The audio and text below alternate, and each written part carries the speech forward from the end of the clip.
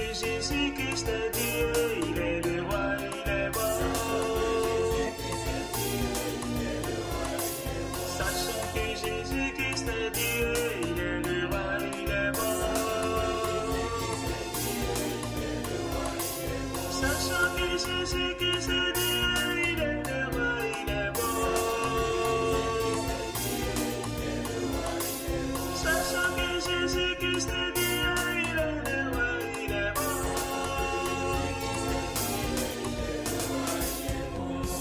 Jésus qui est la vie de Dieu. Jésus qui est la parole de Dieu. Jésus qui est la vie éternelle. Jésus qui est le vrai premier. Il est la parole du Seigneur. Il nous a délivrés. À lui nous sommes délivrés. À lui nous avons la paix du cœur. Il nous a délivrés des démons. Il nous a rendu sa bonté. Il est bon notre Seigneur. Il est notre unique rédempteur. Son nom c'est Jésus-Christ. Il nous a accordé sa bonté. Il nous a accordé sa bonté. En lui nous sommes délivrés. En lui nous sommes rachetés. Il est bon notre Créateur. C'est lui notre Créateur. Il est bon le Seigneur. Sachant que Jésus-Christ est Dieu, il est le roi, il est bon. Sachant que Jésus-Christ est Dieu, il est le roi, il est bon. Sachant que Jésus-Christ est Dieu, il est le roi, il est bon. Sachant que Jésus-Christ est Dieu, il est le roi, il est bon. Jésus qui est le bouclier. Jésus qui est la parole clé. Il est notre parole clé. Il va la colère du Seigneur. Il nous a la rédemption. Son sang nous a rachetés. Béni soit le nom du Seigneur. Je publierai sa bonté. Je publierai sa bonté. Lui qui nous délivre de la colère à venir. Son nom c'est Jésus-Christ. Sachant que Jésus-Christ est Dieu, il est le roi, il est bon.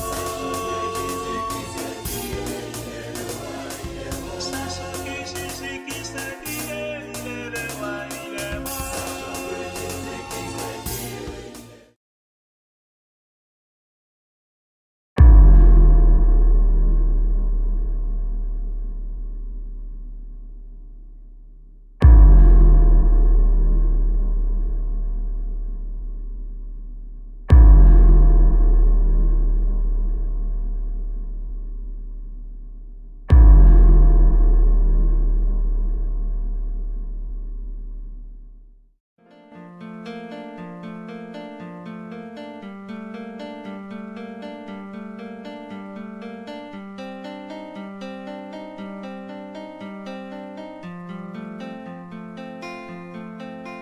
Tu marches comme un aveugle qui sait pas où il va. Tu marches comme un sourd qui n'entend rien du tout. Tu t'en fous des dieux, tu te moques de sa Bible. Mais un jour, tu couleras des larmes pour tout cela. Tu vas couler des larmes, tu vas pleurer un jour.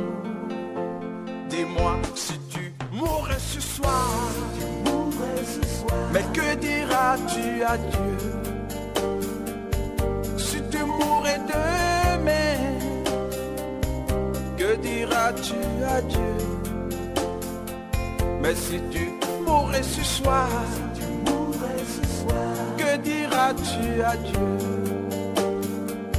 Si tu mourrais demain, que diras-tu à Dieu?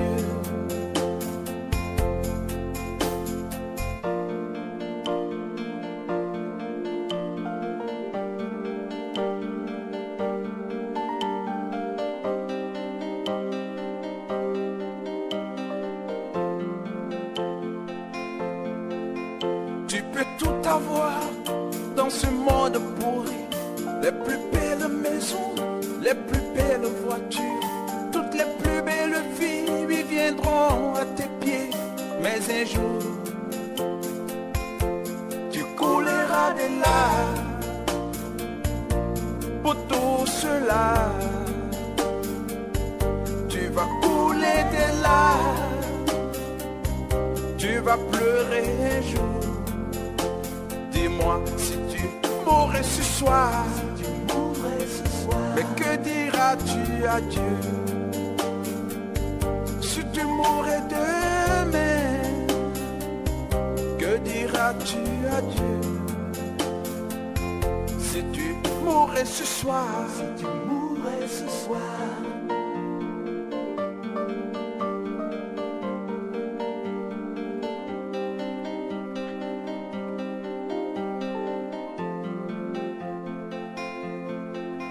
tu marches comme un aveugle qui sait pas où il va. Tu marches comme un sourd qui n'entend rien du tout. Tu t'en fous des dieux, tu te moques de sa Bible. Mais un jour, tu couleras des larmes pour tout cela. Tu vas couler des larmes, tu vas pleurer un jour. Dis-moi si tu mourrais ce soir, que diras-tu à Dieu? Si tu mourrais demain, que diras-tu à Dieu? Si tu mourrais ce soir, que diras-tu à Dieu? Si tu mourrais demain, que diras-tu à Dieu? Si tu mourrais ce soir, que diras-tu à Dieu? Si tu mourrais demain, mais que diras-tu à Dieu? Si tu mourrais ce soir.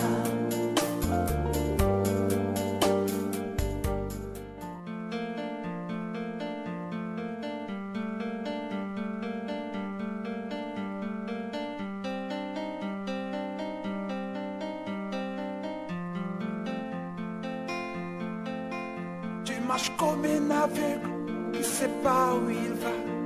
Tu marches comme un sourd qui n'entend rien du tout. Tu t'en fous des dieux, tu te moques de sa Bible. Mais un jour, tu couleras des larmes pour tout cela. Tu vas couler des larmes, tu vas pleurer un jour. Dis-moi si tu mourrais ce soir, mais que diras-tu à Dieu? Si tu mourrais demain, que diras-tu à Dieu? Mais si tu mourrais ce soir, que diras-tu à Dieu? Si tu mourrais demain, que diras-tu à Dieu?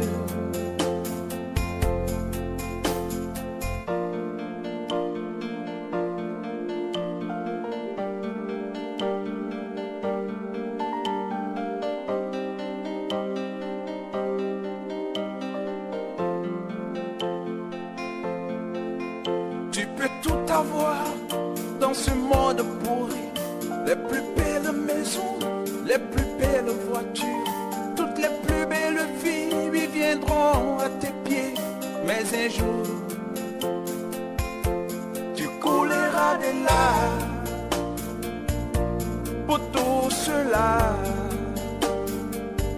Tu vas couler des larmes, tu vas pleurer un jour. Dis-moi si tu mourrais ce soir, mais que diras-tu à Dieu? Si tu mourrais demain, que diras-tu à Dieu? Si tu mourrais ce soir,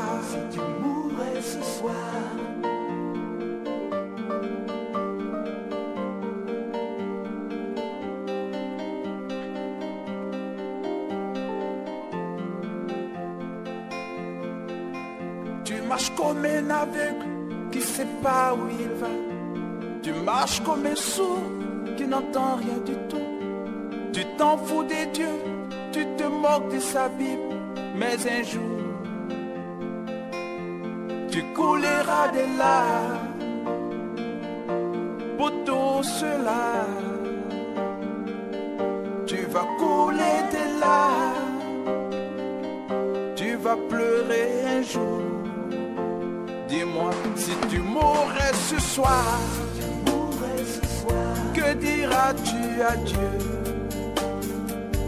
Si tu mourrais demain, que diras-tu à Dieu? Si tu mourrais ce soir, que diras-tu à Dieu? Si tu mourrais demain, que diras-tu à Dieu? Si tu mourrais ce soir, que diras-tu à Dieu? Si tu mourrais demain, mais que diras-tu à Dieu? Si tu mourrais ce soir.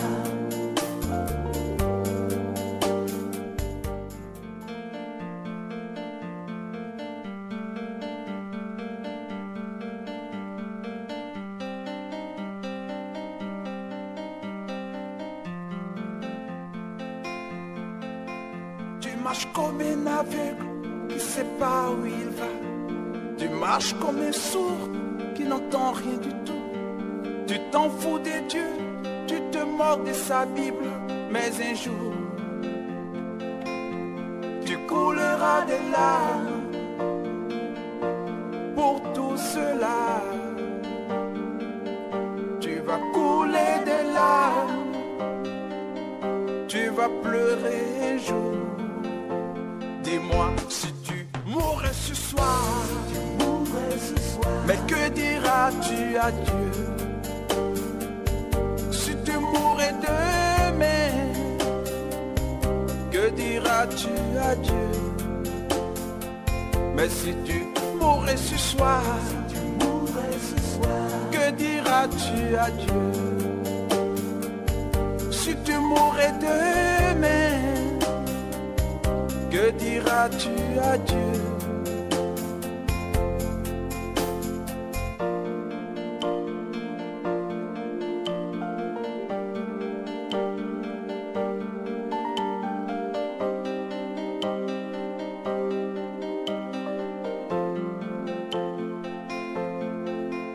Tu peux tout avoir dans ce monde pourri. Les plus belles maisons, les plus belles voitures, toutes les plus belles filles viendront à tes pieds. Mais un jour, tu couleras des larmes pour tout cela. Tu vas couler des larmes, tu vas pleurer un jour. Dis-moi si tu mourrais ce soir, mais que diras-tu à Dieu? Si tu mourrais demain, que diras-tu à Dieu?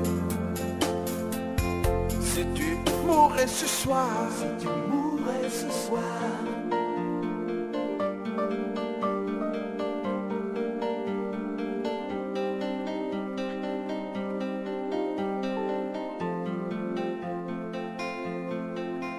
tu marches comme un aveugle qui sait pas où il va. Tu marches comme un sourd qui n'entend rien du tout. Tu t'en fous des dieux, tu te moques de sa Bible. Mais un jour, tu couleras des larmes pour tout cela. Tu vas couler des larmes, tu vas pleurer un jour. Dis-moi, si tu mourrais ce soir, que diras-tu à Dieu? Si tu mourrais demain, que diras-tu à Dieu? Si tu mourrais ce soir, que diras-tu à Dieu? Si tu mourrais demain, que diras-tu à Dieu? Si tu mourrais ce soir, que diras-tu à Dieu? Si tu mourrais demain, mais que diras-tu à Dieu? Si tu mourrais ce soir.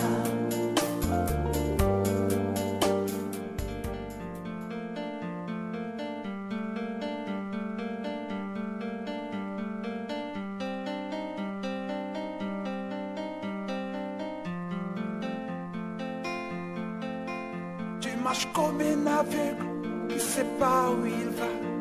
Tu marches comme un sourd qui n'entend rien du tout. Tu t'en fous des dieux, tu te moques de sa Bible. Mais un jour, tu couleras des larmes pour tout cela. Tu vas couler des larmes, tu vas pleurer un jour. Dis-moi, si tu mourrais ce soir, mais que diras-tu à Dieu? Si tu mourrais demain, que diras-tu à Dieu? Mais si tu mourrais ce soir, que diras-tu à Dieu? Si tu mourrais demain, que diras-tu à Dieu?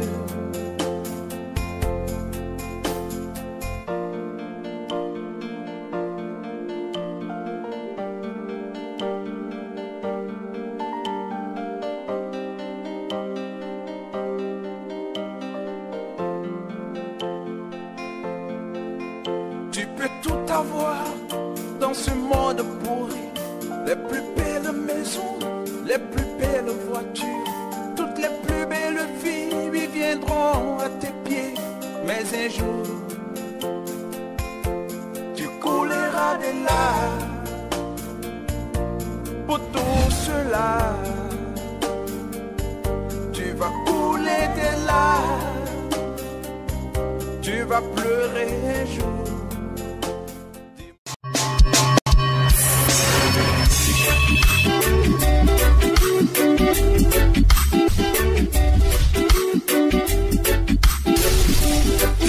L'avenir est là où les gens ne veulent pas que tu avances, où tu sens de la résistance. Jésus n'est pas mort pour produire des faibles.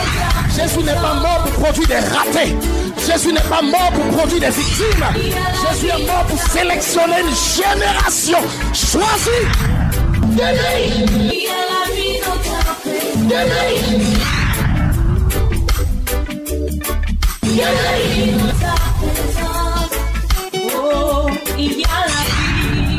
Je voudrais qu'on honore notre Seigneur d'une manière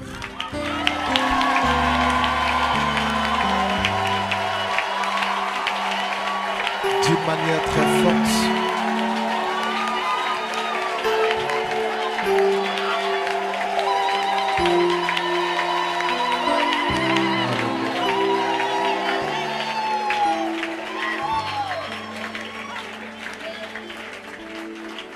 Ton nom est infiniment grand. Que ton nom est infiniment grand. La terre entière te rend gloire parce que tu es son créateur. Les humains te rendent gloire parce que tu les as façonnés, tissés dans la terre tel un potier. Et moi, je te rends gloire ce soir, Seigneur, parce que tu en es digne. Oui, tu en es digne. Reçois mon adoration par ton esprit, par tes anges, par ta présence. Viens nous bénir, Père, et transforme le cours de nos vies. Nous t'aimons, Seigneur. Nous t'aimons, Seigneur. Ta majesté s'élève au-dessus des cieux. Que ton nom est infini.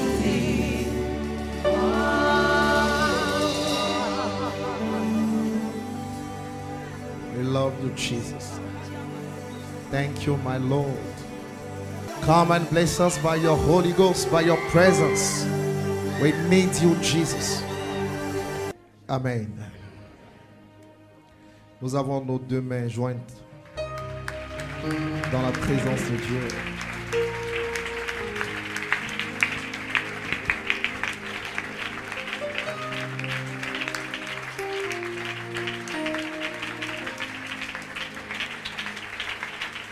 Merci Jésus. Amen.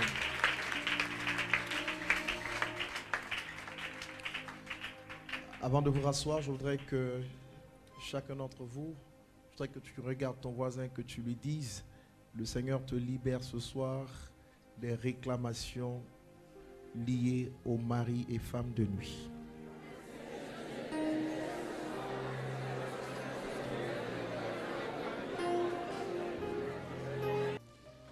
Prenez Genèse chapitre 12. On va commencer par là.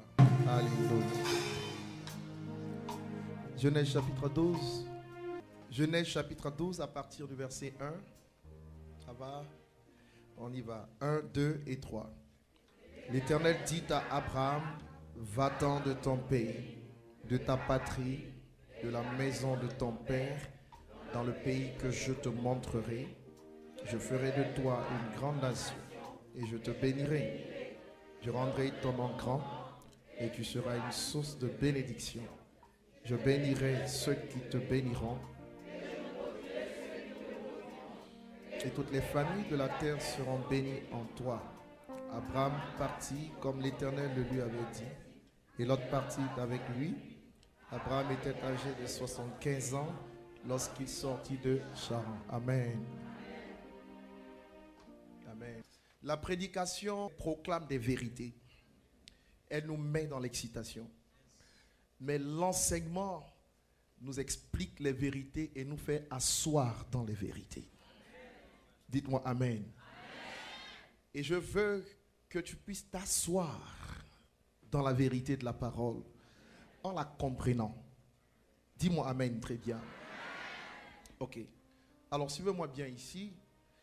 Je vais commencer par prendre le texte d'Abraham, qui est notre père, parce que c'est le père de la foi. L'Éternel dit à Abraham, va-t'en de ton pays, de ta patrie, de la maison de ton père, dans le pays que je te montrerai.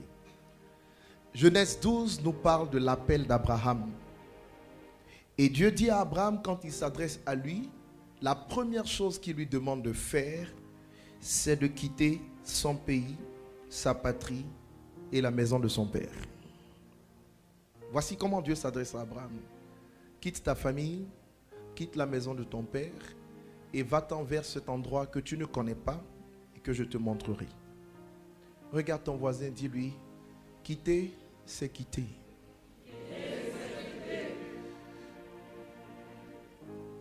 Dites Amen. Et vous voyez, nous apprenons la sagesse de Dieu lorsque nous apprenons à suivre ses instructions. Dieu savait que Abraham aimait sa famille. En principe, si vous n'aimez pas votre famille, c'est qu'il y a quelque chose qui ne va pas. On devrait les aimer tels qu'ils sont. Dites-moi Amen. On peut ne pas approuver certaines actions, mais souvent le sang, c'est très fort. Vous aimez parfois des gens que vous ne devez pas aimer. Je ne sais pas si vous me faites comprendre. Parce qu'il y a des lois dans le sang. Dites-moi Amen. Dieu se révèle à ce grand homme qu'est Abraham. Il veut faire de grandes choses avec lui. Et la première chose qu'il lui dit de faire, il dit, écoute, il faut que tu quittes la maison de ton père. Mais Abraham vivait où? Abraham vivait à Charan, ou Charan si vous voulez, et c'était en Chaldée. Il était le fils d'un certain monsieur, il avait certaines faveurs, et ses parents étaient des idolâtres. Ça veut dire que ses parents adoraient d'autres dieux, des idoles. Et vous savez, quand j'observe la parole de Dieu, je me rends compte que l'histoire des Africains est une histoire parfaitement parallèle avec l'histoire d'Israël. Pourquoi? Parce que, tout simplement, tous les problèmes qu'Israël a connus, tous les problèmes connus par Israël sont des problèmes rattachés à l'idolâtrie. Et moi, j'observe que le problème de l'Afrique, c'est l'idolâtrie. Et donc, si vous voulez bien comprendre la parole de Dieu, vous, Africains, vous devez étudier particulièrement l'Ancien Testament. Je ne sais pas si je me fais comprendre. Pourquoi? Parce que c'est là, justement, que la Bible met en exergue les problèmes d'idolâtrie rencontrés par Israël. Et les conséquences de l'idolâtrie ressortent tout de suite dans l'Ancien Testament. Est-ce que je me fais comprendre? Alors Dieu dit à Abraham, j'ai un plan merveilleux pour toi. Je veux faire de grandes choses avec toi. Mais pour que j'accomplisse cela, premièrement, il faut que tu quittes le lieu où tu es. L'environnement dans lequel tu es est un environnement pollué. Pourquoi? Parce que tes parents adorent des démons, des idoles. Et là où il y a l'adoration des idoles, vous ne trouvez pas des anges. Vous trouvez des démons dans l'environnement. Alors Dieu dit, parce que je veux te bénir, quitte l'endroit où tu étais et va vers un endroit que je vais te montrer, où alors je vais créer des dispositions tout autres par rapport à l'environnement, afin que tu sois visité, non pas par des démons, mais par des anges. Quitte l'environnement familial. Tape ton voisin et dis-lui, quitte l'environnement familial.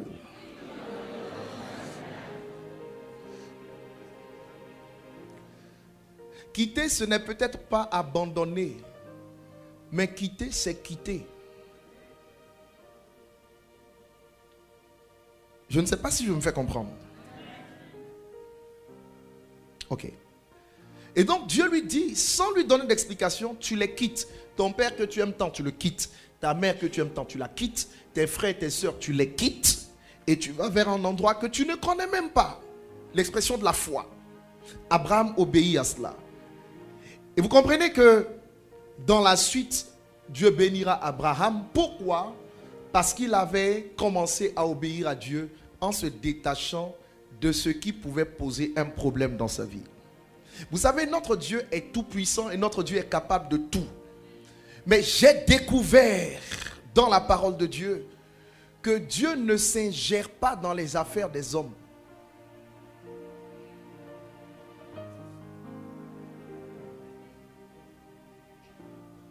Je pèse mes mots.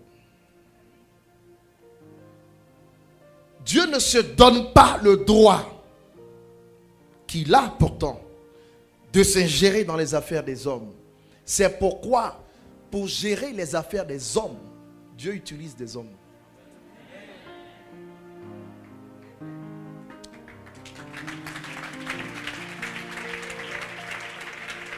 Et pour être plus clair, C'est la raison pour laquelle Dieu est devenu homme il y a 2000 ans. Parce qu'il ne pouvait pas rester dans sa position en tant que Dieu le Père pour s'ingérer et s'immiscer dans les affaires des humains.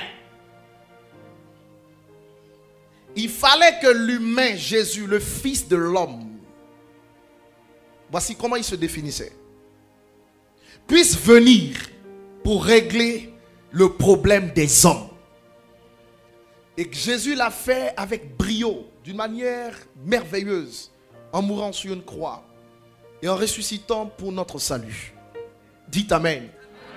Mais voyez-vous, s'il est clair que Dieu ne s'ingère pas ou ne se donne pas le droit, parce qu'il a tous les droits, de s'ingérer directement dans les affaires des hommes, il est tout aussi vrai que Dieu donne aux hommes un moyen unique pour lui permettre à lui d'intervenir dans les affaires des hommes. Et ce moyen unique, c'est la prière.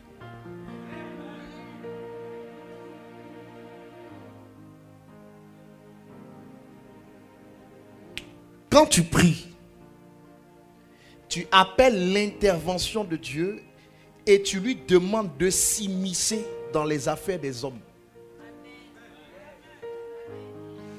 Et ce soir, j'ai envie de vous dire qu'avant que vous ne sortiez de cet endroit, Dieu se donnera le droit de s'immiscer dans vos affaires.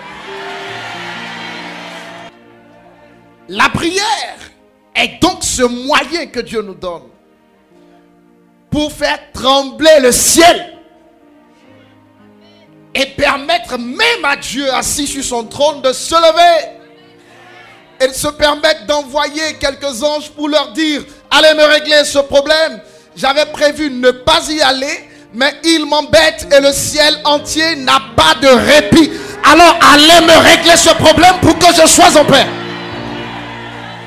Ce problème sera résolu par la prière ce soir. Nous parlons des réclamations. Et je commence par la fin pour revenir. C'est fait exprès. Justement parce que ce qui permet de résoudre le problème des réclamations, c'est même pas l'enseignement, mais c'est la prière. L'enseignement ôte le voile. L'enseignement te donne une vérité. Et la prière te donne un résultat. Tu peux être enseigné et demeurer dans les mêmes réalités parce que tu n'as pas les actions qui te permettront de sortir de ces réalités. Par la prière, tu sortiras de là. Oh, je peux te regarder et te le dire avec une grande assurance. Par la prière, tu sortiras de là au nom de Jésus-Christ. Lève les mains, déclare Amen et reçois cela avec toi.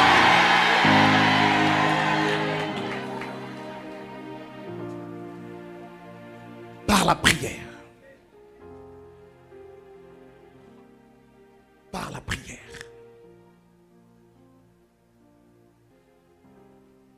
Ma fille, tu comprends que c'est avec la prière que Dieu s'est permis de s'ingérer dans les affaires de Daniel.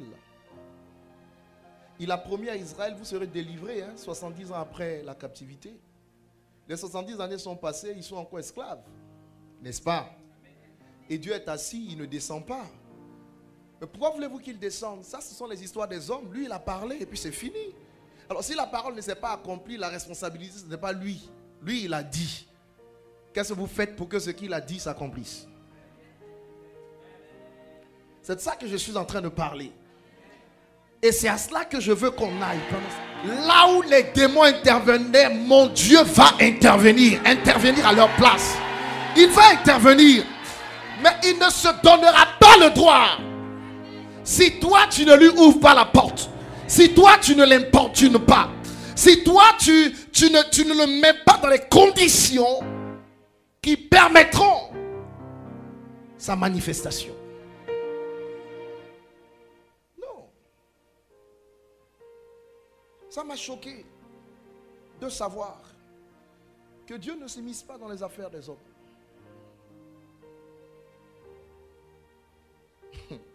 Lisez la Bible. Beaucoup de gens sont dans l'erreur quand ils pensent qu'une fois que la promesse est faite, c'est fini. Écoutez, c'est écrit, plusieurs meurent sans voir ce que Dieu promet. Donc Dieu peut promettre et puis tu meurs. Ce n'est pas le diable, ce n'est pas un homme, c'est Dieu qui a promis C'est écrit, Hébreux chapitre 11.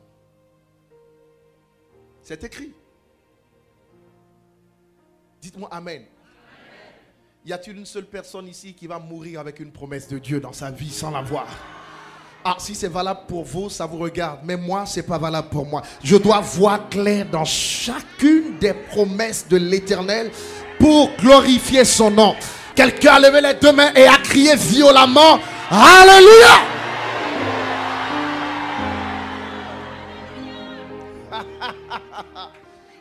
Je peux rire déjà parce que je sens que l'ennemi a commencé à trembler dans son camp. Je peux rire déjà parce que je vois qu'ils ont commencé à paniquer. Je peux rire déjà parce que je constate qu'ils ont commencé à capituler. La victoire ne restera pas dans le camp ennemi. La victoire viendra dans ton camp. La victoire te reviendra. Elle appartient à ceux qui sont en Christ. Et je veux déclarer que la victoire te reviendra. Mon Dieu est un metteur en scène efficace. Il écrit des scénarios. Et ces scénarios ont très souvent des phases rebondissantes, incompréhensibles par l'intellect humain. Elle dit cette parole qu'il est capable de tracer une ligne droite avec des lignes courbes. Il est capable non pas de te conduire à Canaan directement, mais de te faire un long détour par le désert. Ouf. La sagesse de Dieu est une folie pour les hommes. Vous comprenez ce que je dis? Dieu dit à Abraham, tu les quittes parce que je vais faire quelque chose de nouveau pour toi. Et moi j'observe que beaucoup parmi nous avons même quitté nos familles sur un plan humain. Mais nous restons mariés aux esprits de ces familles. C'est à cela que je veux en venir.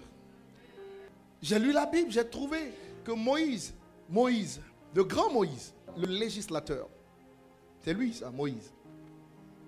C'est lui qui a écrit la loi. Ou qui a donné la loi. Dites Amen. Il a reçu sur le mont Sinaï et il est venu nous la donner.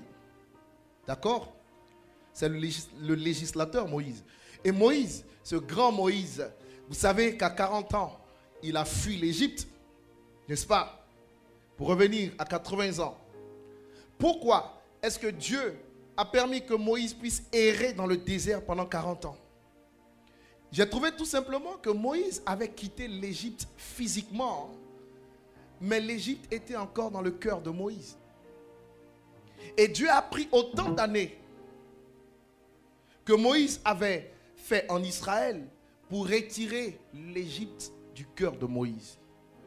Beaucoup parmi nous sont chrétiens, mais l'amour des choses du monde sont encore bel et bien en place.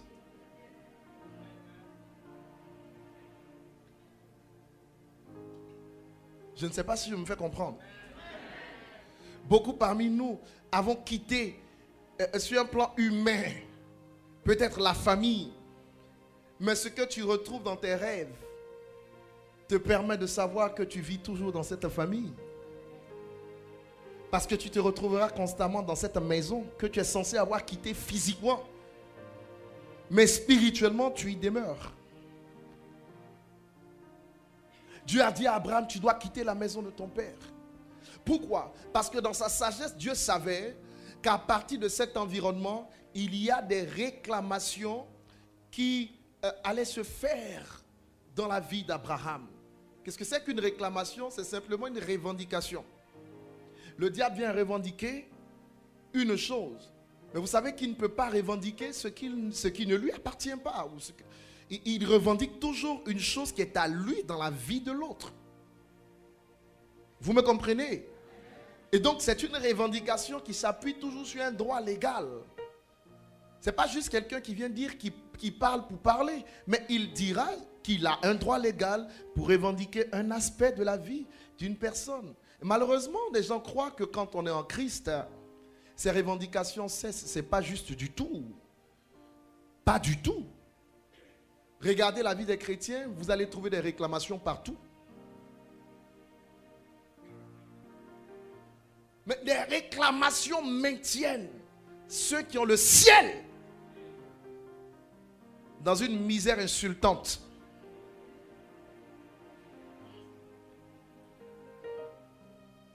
Vous savez, je crois que mourir pauvre serait une gifle assénée à Christ, non pas dans la tombe, mais sur sa croix.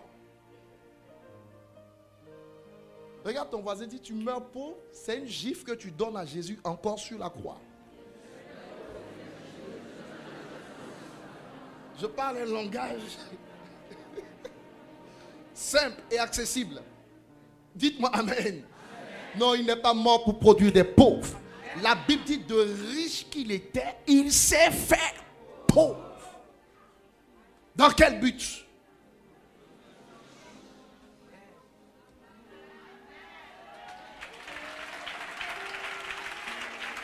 Dans quel but, dites-moi, dans quel but il a fait ça? Dites-moi, entre Abraham et Christ, quelle est l'alliance supérieure? Pourquoi tu as l'alliance supérieure et tu vis en dessous de ceux qui ont l'alliance inférieure?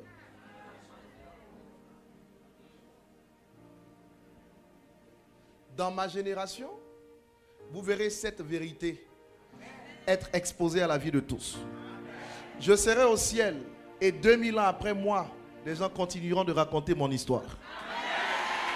3000 ans après, ils continueront de raconter jusqu'au retour de Jésus. Vous n'êtes pas en train de comprendre ce que je déclare. Je ne suis pas venu te faire plaisir. Je suis venu t'imposer dans ce qui t'a été réservé par le Seigneur. Et si tu comprends cette vérité, tu peux déclarer Amen et tu la reçois.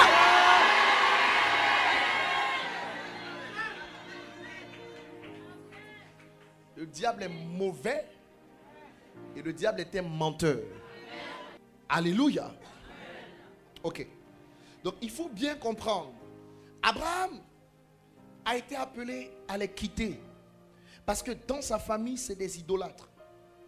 Or, là où vous trouvez l'idolâtrie, le point focal, l'idolâtrie est un mariage entre un homme ou une famille et une idole.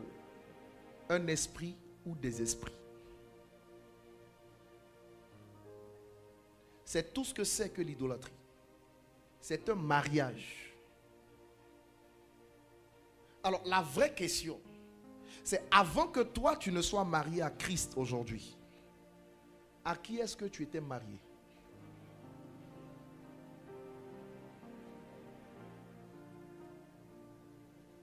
Regarde ton voisin et pose-lui la question. À qui est-ce que tes parents t'ont marié avant que tu n'acceptes Christ?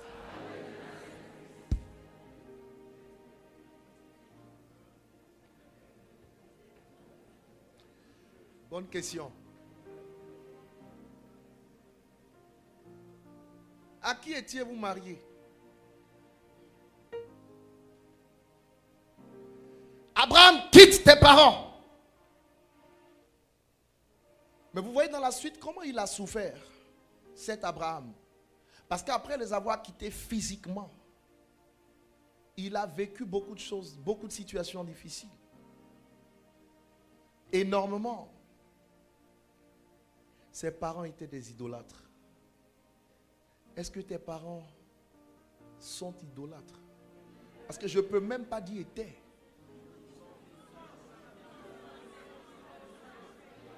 Non, je ne peux même pas me permettre de dire étaient.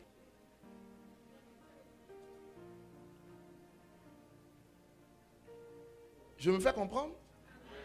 Or, s'ils sont idolâtres, ça veut dire qu'ils se sont mariés à des démons.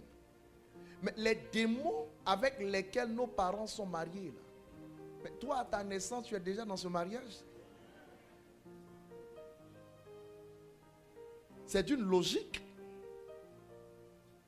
Maintenant, vous avez le droit de dire à un homme, je ne veux pas de toi.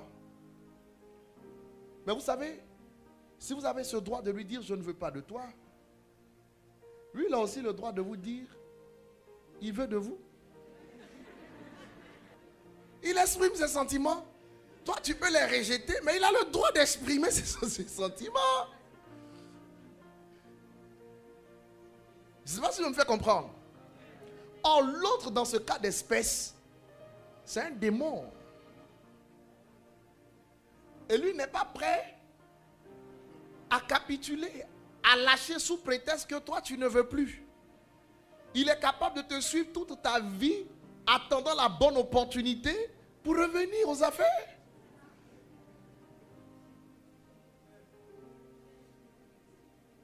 Vrai ou faux? Je vais vous dire une chose qui va encore vous choquer. Vous savez, notre ancienne histoire ne pourra jamais être effacée dans la tête du diable. Parce qu'avant que toi tu aies une nouvelle histoire, pour parler d'une nouvelle naissance, tu as eu une ancienne histoire, une ancienne naissance. Et dans cette ancienne naissance, tu as eu des pactes avec l'ennemi, directement ou indirectement. C'est par ces pactes qu'il exerce des réclamations. Mais la réalité, c'est quoi? C'est que quelqu'un à qui tu as dit je t'aime, tu as lové avec la personne pendant des années. Bon, tu viens, tu lui dis je ne veux plus de toi. D'accord. Comme ça. Et puis tu t'en vas, tu dis non, je me marie à Christ. Il dit d'accord. Bon, il n'est pas d'accord, mais tu le fais quand même. Mais tu penses que ton histoire ancienne là, ça peut quitter la tête d'un tel type? C'est lui que j'appelle le type ce soir. Vous comprenez ce que je suis en train d'enseigner? Non, c'est pas parce que I'm born again, je suis né de nouveau. Mais tu es né de nouveau et puis quoi?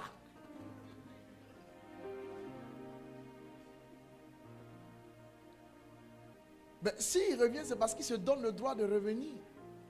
Il y en a, c'est-à-dire le fait même que tu sois marié, ce n'est pas leur problème. Ils vont t'appeler pendant que tu es assise là avec ton mari. Vous comprenez ce que je suis en train de dire? Ou bien elle va appeler le monsieur pendant qu'il est assis avec sa femme. Mais ton ancienne histoire là, elle ne s'efface pas dans la tête des gens. Comme ça. Alors si ce n'est pas effacé dans la tête du diable, ça veut dire que les pactes que vous avez signés là, lui il peut te dire tu es marié à Christ, ce n'est pas son problème. Il revient revendiquer, c'est toi-même qui lui a dit que tu lui livres ta vie dans tel domaine, dans tel domaine, dans tel domaine. Il ne pourra pas te prendre ton ciel parce que Christ t'a donné la vie éternelle. Mais il peut tout te prendre. Il peut te prendre ton argent, il peut te prendre ta stabilité, il peut te prendre ta santé. Est-ce qu'il n'y a pas des oints de Dieu qui meurent malades?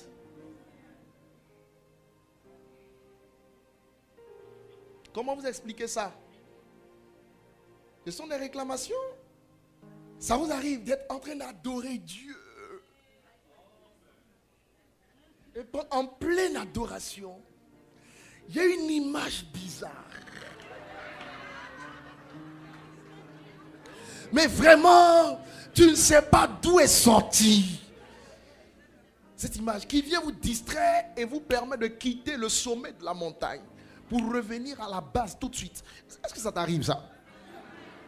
Je dis, vous êtes marié avec quelqu'un 5, 10, 15, 20 ans.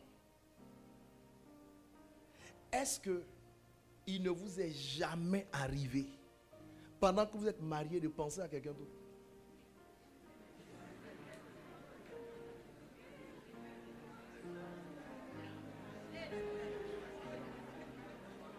Attendez, je relève la vérité. Non, moi je ne suis pas allé, je n'ai pas commis l'acte. Mais vous savez quoi? Dans le Nouveau Testament, ta pensée là, c'est l'action. Hein? Donc tu penses que tu n'as pas commis, tu as commis l'acte, tu as été infidèle sans être adultère physiquement. Vous comprenez ce que je veux dire? Surtout le jour où le monsieur a fait quelque chose qui ne te plaît pas. Ah. C'est là que tu vas te souvenir qu'avant qu'il ne vienne, tu avais plusieurs opportunités. Vous savez, la société, là, elle est faite à partir du couple. Dites Amen. L'église même, c'est la maison, la cellule familiale. C'est de là que tout sort. Et j'ai découvert que parlons d'une fille par exemple, lorsque quelqu'un grandit sans avoir un père, ça veut dire que tu as un papa de nom, mais dans les actes, tu n'as pas de père. Quand une jeune fille grandit comme ça, et qu'elle se marie, de façon inconsciente, il y a des choses qu'elle va rechercher dans la vie de son mari. Elle ne veut pas juste un mari. Elle veut le père qu'elle n'a pas eu. S'il est dans sa position du mari uniquement, son mariage ne va pas marcher.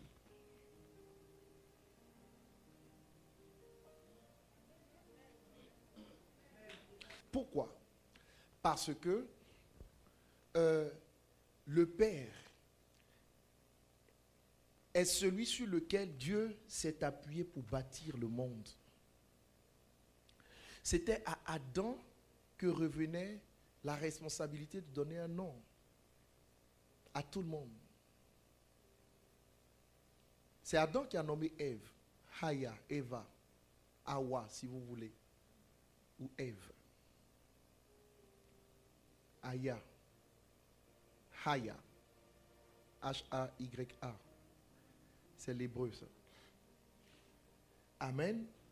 Le baoulé dit Haya, il enlève le H.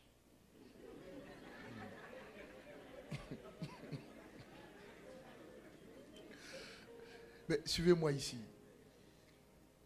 Quand Ève a fauté, je vous l'ai appris, Ézer, qui est-ce que Dieu a chassé du jardin? C'est Adam. Pourquoi?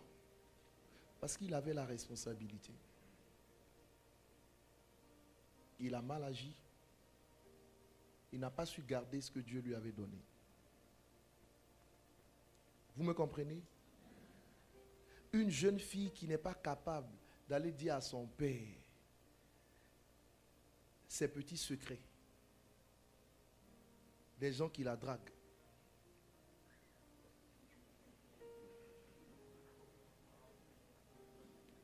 Non mais écoutez-moi, c'est très sérieux ce que je suis en train de dire. Elle manquera de quelque chose en grandissant. Et ça va être un objet de réclamation plus tard. Je parle des réclamations. Ça va poser problème. Le père est le premier petit ami qu'une fille a, mais avec lequel elle ne couche pas.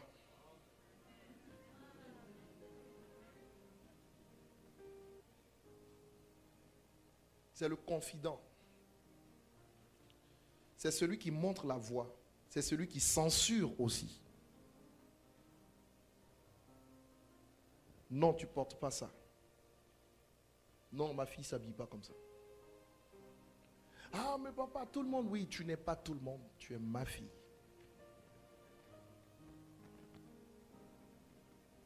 Ça, c'est mal.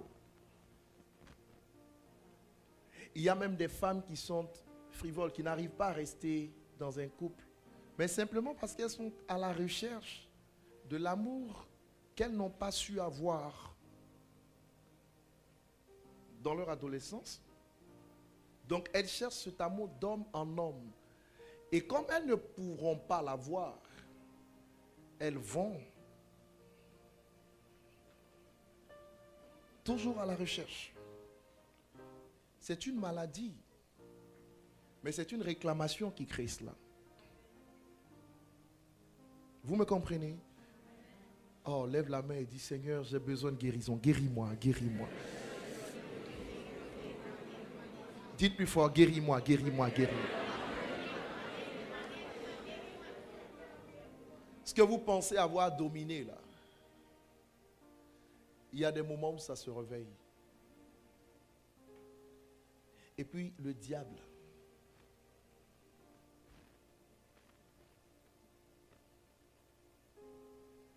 C'est pourquoi il faut qu'on soit vraiment guéri. Dis Amen.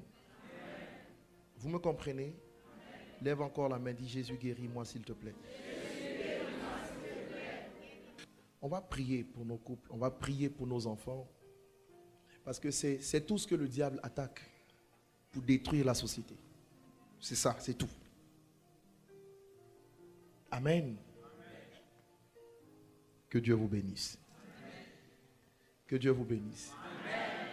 Ok, je vais arrêter. Qui a manqué d'affection lors de son développement, paternel ou maternel? Tu as manqué d'attention et d'affection. Soit l'attention, soit l'affection.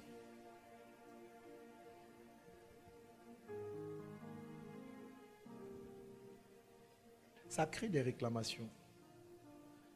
Levez-vous s'il vous plaît. Je veux aller plus loin, mais mon cœur commence à me faire très mal. Quand c'est comme ça, il faut que je prie. Est-ce que vous savez que ne serait-ce que ça crée un déséquilibre? Ça crée des problèmes. Vous ne pouvez même pas imaginer. Le diable se sert de cela pour créer des problèmes. Comment donner ce qu'on n'a pas reçu? C'est difficile. On peut se donner des normes, on peut faire des efforts. Mais honnêtement, quand tu fais des efforts, tu sais que tu fais des efforts. Alors qu'il y a des choses qui doivent venir naturellement. Est-ce que vous me comprenez? Est-ce que vous me comprenez?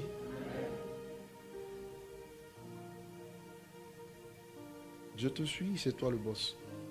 C'est toi le patron. Waouh. Il y en a qui n'ont jamais osé le dire, mais qui ont, pardon de le dire, mais qui dans leur adolescence ont même été violés par des êtres qui n'étaient pas censés le faire, supposés le faire. Et tu pourrais penser avoir oublié tout ça. Mais ce sont des réalités sur lesquelles le diable s'appuie pour détruire ta vie.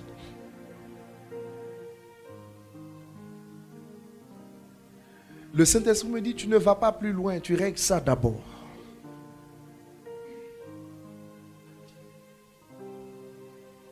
Tu as été frustré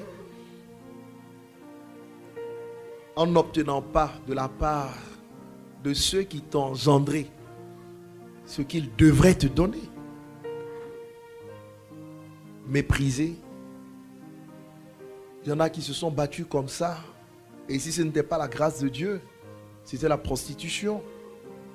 Pour manger. Pour vivre. Les parents ont démissionné. Et tu as grandi avec ça. Mais personne ne voit ta souffrance. Et tu es la seule, parfois, à te retrouver dans la chambre, à te retrouver seul dans des endroits. Et le diable te ramène toutes ces images. Elle te bloque complètement. Le diable te ramène ces images sous forme de réclamation. Et à partir de là, il t'arrête, il te bloque. Tu n'arrives pas à aller de l'avant. Tu penses peut-être avoir dominé la situation. Mais quand tu repenses à cela, ça crée beaucoup de souffrance dans ton cœur. Ça crée des portes ouvertes. Et le diable se saisit de ces portes pour t'enfoncer. Je voudrais ce soir que nous puissions parler à notre Dieu. Vous savez, ce que vous n'avez pas eu, Jésus veut vous le donner. Fermons les yeux tous. Ce que vous n'avez pas eu, Jésus veut vous le donner. Jésus veut vous guérir. Vous n'aviez pas demandé à naître là-bas. C'est Dieu qui l'a permis. Et les gens n'ont pas su vous rendre ce qu'ils devaient vous rendre. Ça a créé des blessures dans votre cœur. Le diable s'appuie sur ces blessures-là pour te maintenir à la même place. Je veux ce soir que tu parles à ton Dieu. Je veux que tu lui demandes de te guérir. De te guérir définitivement de ces blessures. Il veut les combler. Il veut les combler. Tous ensemble. Je veux que nous puissions parler à notre Dieu. Parlez à Jésus. Il vous tend ses bras. Il vous tend ses bras. Il veut faire ce qui n'a pu être fait hier. Mon Dieu, mets la main sur un point sensible ce soir. Mon Dieu, mets la main sur un point sensible ce soir.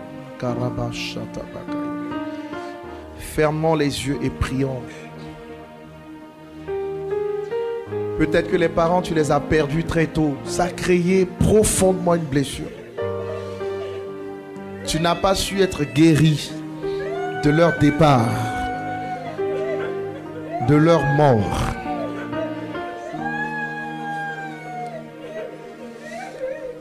Et le diable s'appuie sur cette réalité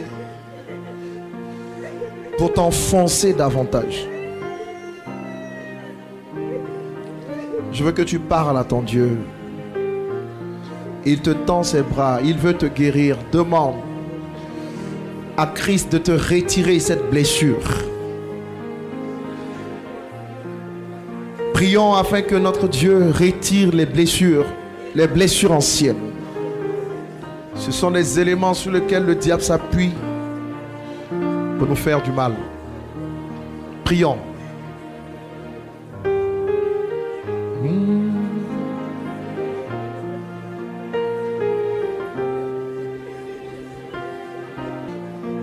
Ton père est parti très tôt. Ta mère t'a quitté. Non pas parce qu'elle le désirait. Mais elle est partie. Et cela a créé un vide et une blessure qui n'a pas encore été guérie jusqu'à ce jour. Et l'ennemi s'appuie sur cela. Il s'appuie sur cette faille pour te bloquer, pour créer de mauvaises réalités dans ta vie. Tu as besoin de guérir ce soir. Tous ensemble, je voudrais qu'on prie et qu'on demande au Seigneur de nous guérir. Guérir des blessures passées, guérir des plaies du passé, guérir de ce que nous ignorons même, mais qui nous a affectés. Je veux que tu pries pour cela. Mets une main sur ton cœur et prie pour ton cœur. Prie pour ton cœur, prie de tout ton cœur. Prie de tout ton cœur.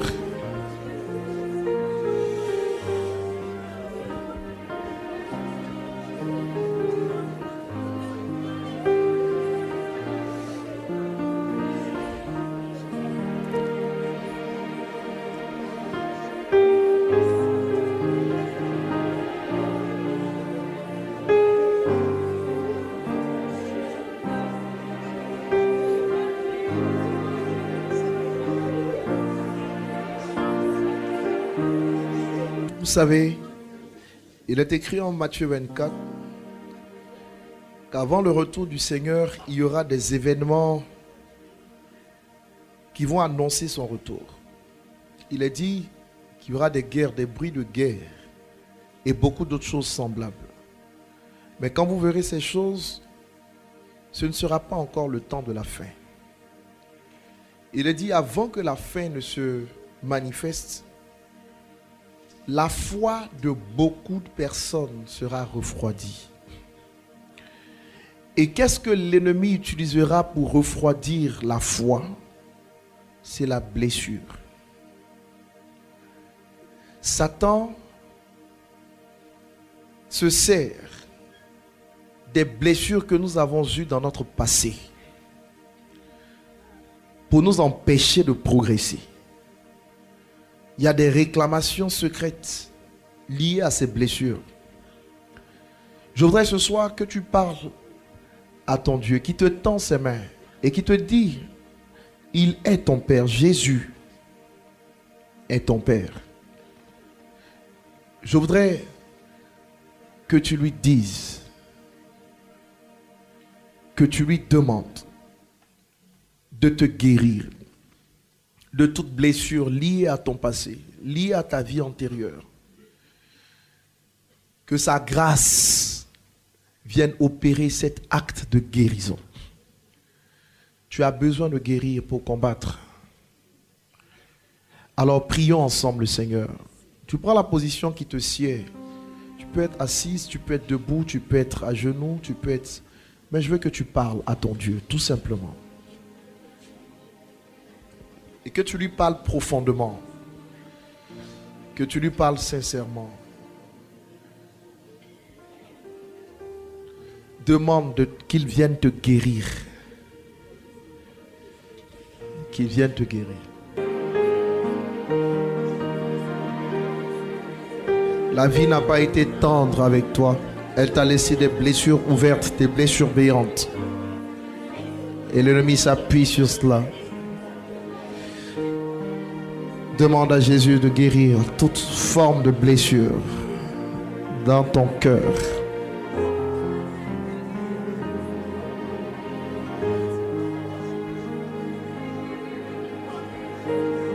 Demande au Seigneur de fermer les portes ouvertes.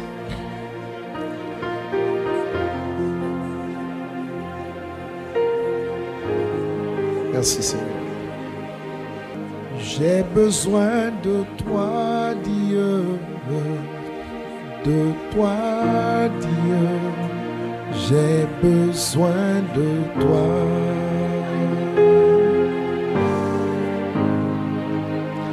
J'ai besoin de toi, Dieu, de toi, Dieu. J'ai besoin de toi. Seigneur, j'ai besoin de toi.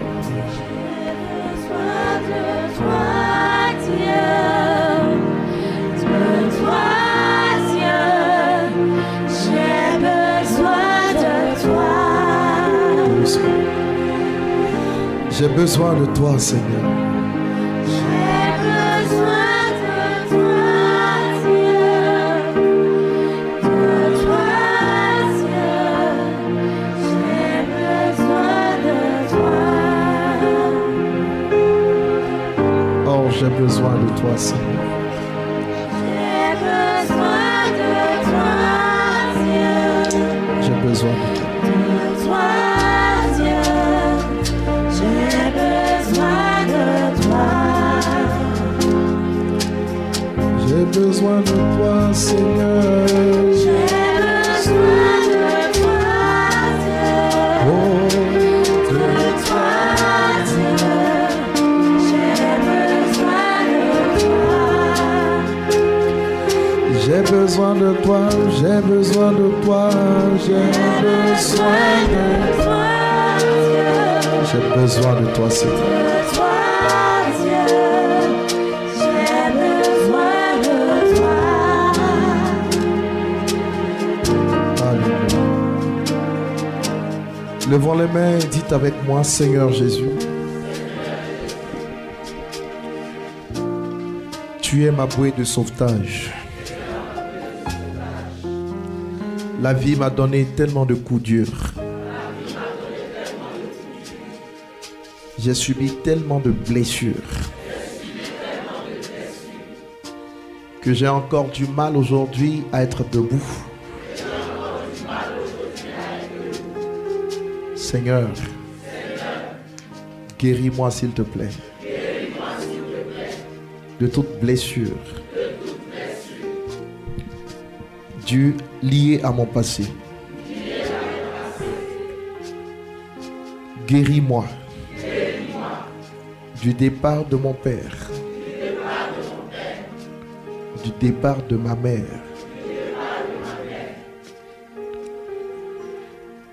Guéris-moi, Seigneur, de tout ce que j'ai ressenti en grandissant, de tout mauvais ressenti.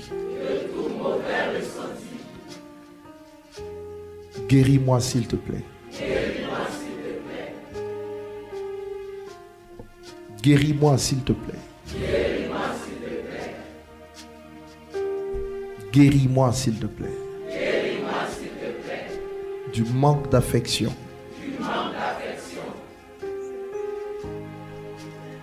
Guéris-moi. Du manque d'affection. Du manque d'amour. Guéris-moi des insultes.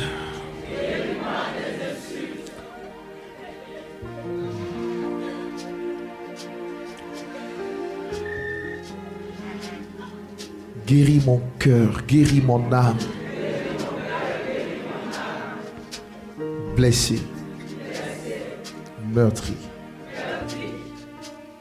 Seigneur, s'il te plaît, guéris-moi ce soir. L'esprit qui console, l'esprit qui guérit est ici. L'esprit qui guérit est ici.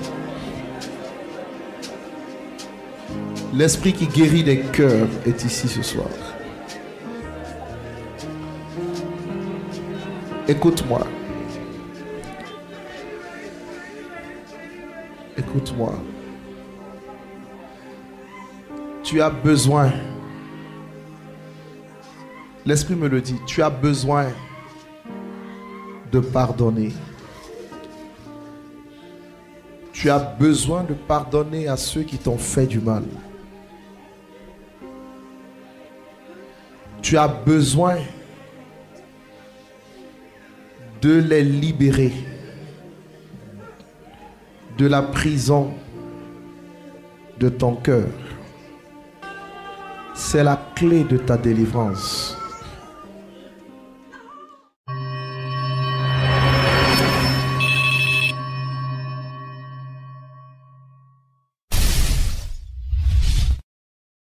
Ton avenir est là où les gens ne veulent pas que tu avances, où tu sens de la résistance. Jésus n'est pas mort pour produire des faibles. Jésus n'est pas mort pour produire des ratés. Jésus n'est pas mort pour produire des victimes. Jésus est mort pour sélectionner une génération choisie.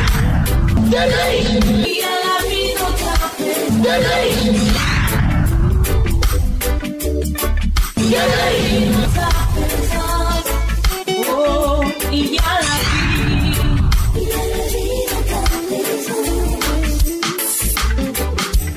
Si Dieu est pour nous, qui sera contre nous? Déclare la parole de Dieu en Romains 8, 31.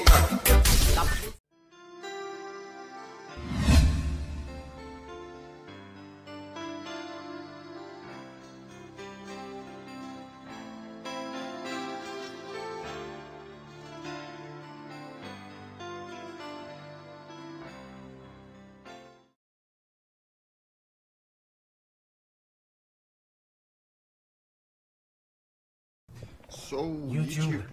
Comment allez-vous mes amis? Dans cette vidéo, je veux vous exposer plutôt les pasteurs sataniques et comment les repérer. Je veux vous dire juste attention à qui vous écoutez lorsque vous écoutez un pasteur.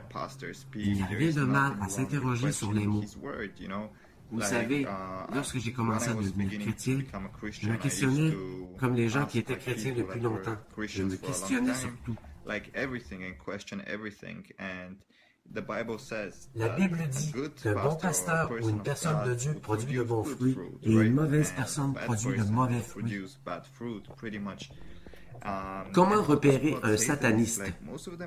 La plupart d'entre eux sont des gens très charmants, vous savez, très heureux, vous mettent toujours de bonne humeur et la plupart d'entre eux ont toujours des postes élevés, comme des médecins, pilotes, nommez-les. Mais comment vous les repérez? Vous voyez, je connais beaucoup de gens riches qui ne sont pas des satanistes. Mais qu'est-ce qui diffère entre eux? Qu'est-ce qu'ils disent? Qu'est-ce que leur croyance? Essayez tout simplement de leur parler de Dieu. Vous savez, juste un peu. Pas beaucoup de gens aiment parler de Dieu. Vous voyez, c'est compréhensible. Mais regardez leur réaction aussitôt qu'ils entendent le nom de Dieu. C'est comme si une force venait à vous. Vous voyez, leur attitude, tout change. La haine monte. Ils ne montrent pas qu'ils ont de la haine, mais vous le ressentez simplement. Aussi, une autre chose que les satanistes feront habituellement, ils vont tous essayer de vous changer en tant que personne comme vous êtes. Par exemple, ils vont venir à vous et vous direz « Wow, cette personne a vraiment une bonne influence, mais pensez à ce qu'elles disent. » Je connais un sataniste qui disait en parlant des gens pauvres, « Comment pouvez-vous fréquenter des gens pauvres? Vous savez que les gens pauvres se plaignent, et les gens pauvres sont toujours jaloux de vous, et ils vous apportent vers le bas. Ils embêtent avec leurs problèmes. » Alors, ce gars me disait, « J'aime plutôt être ami avec les gens riches que de négocier avec les problèmes des pauvres. » Je lui ai dit, « Écoute mon ami, ils sont pauvres parce qu'ils n'ont pas eu beaucoup dans la vie. Cela ne signifie pas qu'ils vont toujours être comme cela. En même temps, tout le monde est égal à mes yeux. Riches, pauvres, d'où qu'ils viennent, la couleur de leur peau. Vous savez, c'est cela l'humanité, de s'aimer les uns les autres. Et tout le monde est égal. Dès que les gens arrêtent le racisme, de parler racisme, les choses vont changer pour le mieux, croyez-le ou non. Mais les satanistes essaieront de vous changer. Pensez-y. Lorsque j'étais sataniste, je sortais mes amis. Regardez, je leur disais, je peux te donner un emploi. Je peux t'aider à trouver un emploi. Je peux faire ceci pour toi. Dans mes pensées, à ce moment, maintenant, je ne peux plus penser à un exemple comme cela. Mais quand j'adorais Satan, je pensais comme cet ange de lumière, en voulant apporter l'espoir dans la vie des gens, en apportant le diable, parce que c'est comme cela que le diable se montre lui-même. Il aime venir à toi en se présentant comme l'espoir de Dieu. Je suis venu à travers cette représentation, donnant un faux espoir aux gens et ensuite essayant de changer les gens. Je disais, tu devrais avoir plus confiance en toi, leur montrer en les motivant, leur faire savoir comment ils étaient grands. J'étais assis à l'arrière en disant, vous avez juste à suivre mes règles et à la fin de la journée, vous verrez qui rira, vous verrez que je vous ai dupé. Vous savez, c'était mon processus de pensée. J'essayais lentement que les gens commencent à croire ce mensonge, un monde imaginaire que je leur présentais parce que je voulais vraiment leur donner les choses qu'ils voulaient, mais je les changeais. C'est comme l'argent, par exemple. Quand une personne devient riche, la personne change en se disant « Oui, je suis le patron, ce sont mes règles. » On devient présomptueux. C'est la façon dont je les éloignais de Dieu, en devenant arrogant et traitant les gens de mauvaise manière. J'ouvrais les chemins aux démons pour entourer cette personne parce qu'il ne faisait pas le bien dans ce monde. En ce même temps, en faisant le mal, il blessait Dieu. C'est ce que j'avais l'habitude de faire. J'ai maintenant honte de cela, réellement. C'est comme cela que vous repérez un sataniste utilisant cette lumière d'espoir, mais vous devez vraiment connaître cette personne et éviter que cela se reproduise pour vous. Regardez autour de vous, les gens disant la vérité ou non, et les satanistes sont en mesure de vous donner quoi que ce soit que vous désirez. Mais la chose est que le terme est mauvais parce que nous ne nous soucions pas. Je suis chrétien maintenant. Mais à l'époque, quand j'étais sataniste, avec ce processus d'esprit, nous ne nous soucions pas de savoir si vous viviez ou si vous mourrez. Notre but est de vous décevoir et de faire la fierté de Satan. Vous savez que les gens qui travaillent avec lui le voient et font des choses avec lui. Vous savez comment faire tout son travail en gros, et vous êtes à peu près comme un soldat. Vous recevez des ordres directs, et vous allez dans la vie d'une personne, et vous commencez à faire le travail que vous connaissez, et passez ensuite à la personne suivante et à la prochaine. Et c'est un peu méchant. Vous savez, parce que lorsque vous pouvez aider les gens, cela vous donne un bon sentiment. Vous avez fait quelque chose pour cette personne, mais en même temps, cette personne a un ressentiment auprès de vous de les avoir aidés à s'en sortir. Ils sont plus disposés avec leurs âmes. Vous avez le contrôle d'eux. Si vous leur demandez quelque chose, ils doivent vous retourner la faveur. Sinon, ça va être mauvais pour eux, et ils le savent. Quand ils savent le pouvoir derrière tout, s'ils ne suivent pas les règles, à la fin de la journée, ils peuvent finir morts, ou vous pouvez aller près de la famille, ou kidnapper quelqu'un qu'ils aiment, ou torturer cette personne, ou quelque chose juste pour lui faire du mal. C'est comme cela que ça fonctionne. C'est un casse-tête, un processus, et Satan est un génie, mais un mauvais génie. Vous savez ce qu'il fait. Il tord les choses. Vous pensez, « Wow, ma vie prend un sens. Ma vie va être super. » Mais non. Vous êtes un employé jusqu'à la fin de la journée. Et si vous devenez un problème, il se débarrasse de vous immédiatement. Vous n'êtes plus un problème. Il y a toujours quelqu'un à entrer dans ce jeu. Par exemple, d'être célèbre, ou tout ce que vous devez savoir, vous devez continuer à empiler les jetons parce que ces gens ne se préoccupent pas de vous. Ils se fichent de savoir si vous êtes célèbre ou la personne la plus célèbre du monde. Ils pourraient la tuer parce qu'ils savent qu'ils peuvent trouver quelqu'un facilement pour remplir le rôle ou trouver quelqu'un qui fait un meilleur travail. C'est pour cela que tu dois toujours avoir le sourire. Lorsque les célébrités ne parlent jamais de leurs problèmes ou de ces choses-là, vous savez que vous devez agir comme si tout était génial. Que vous vivez la vie et c'est un piège réel à célébrité, vous savez. Mais c'est comme ça que ça fonctionne, mes amis. Je suis là pour vous exposer ceci et faites attention parce que selon mon opinion, maintenant, il y a plus de satanistes que de chrétiens et certains n'ont même pas conscience ce que sent un sataniste. J'en avais pas conscience 2 ans avant d'être sataniste. J'ai été sataniste durant 10 ans de ma vie, adorant le diable, chaque jour, chaque nuit faisant son travail, restant fidèle à lui, et je ne savais même pas depuis combien de temps j'étais dans cela. Et j'ai pris conscience du pouvoir que j'ai obtenu parce que Satan donne également des pouvoirs à certaines personnes que les autres n'ont pas. Et j'ai commencé à adorer des pouvoirs en me demandant « Que se passe-t-il » Venant de nulle part, j'ai commencé à dessiner des pentagrammes sur les murs, disant qu'ils sont merveilleux, sans en connaître leur signification. J'étais dans la sorcellerie sans même le savoir, croyez-le ou non. Dans la sorcellerie, vous obtenez un peu et vous en voulez un peu plus. Je me rappelle la première fois que j'ai vu la puissance réelle de Satan ou ses démons.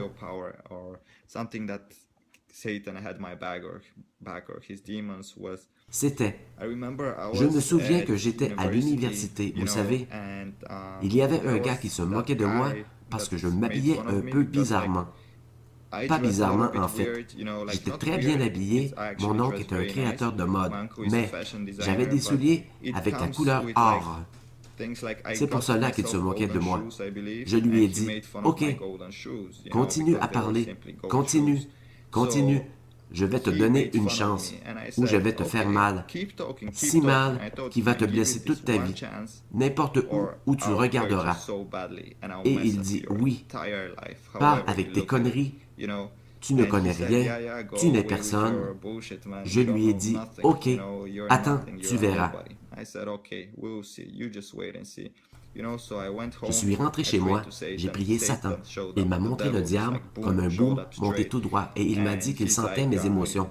Il dit, « Que se passe-t-il? » Je vous le dis que ce gars, le lendemain est venu chez moi parce que j'ai envoyé des démons à sa maison pour hanter sa famille, tout le monde, son ami, tout le monde. Qu'est-il arrivé? Il est venu pleurer en me suppliant. Vous savez, et je lui ai dit, d'accord, j'arrêterai la malédiction. Mais la chose est que j'ai parlé au diable pour annuler le châtiment et le diable que j'adorais, le diable n'est pas un démon. Il est encore un ange. Satan n'est pas encore en enfer. Il n'a jamais mis le pied en enfer, pas encore. Satan est dans ce monde, se promenant de gauche à droite,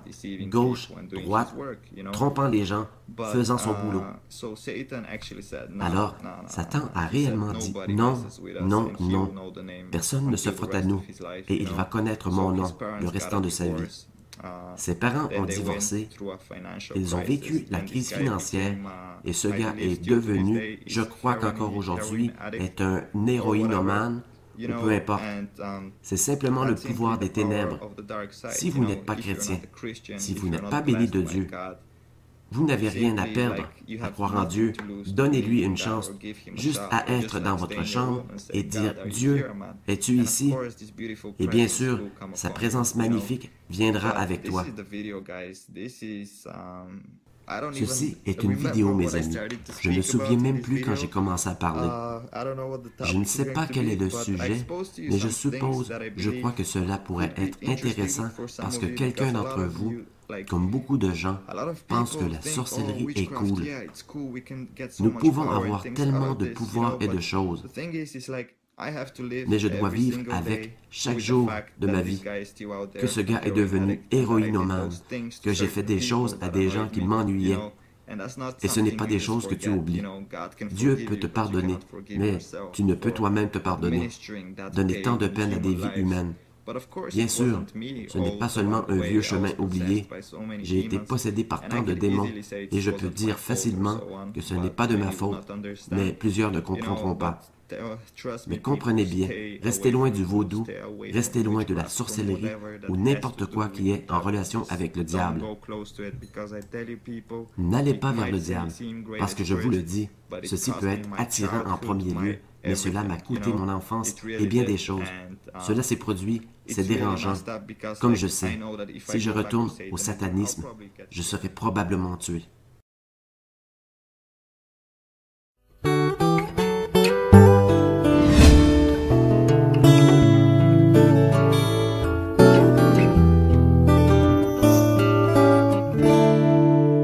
Je chante la croix car c'est la puissance de Dieu pour moi qui ai cru. Chose impossible, mais Dieu l'a fait. Il a condamné le péché dans la chair. Je chante la croix car c'est la puissance de Dieu pour moi qui ai cru.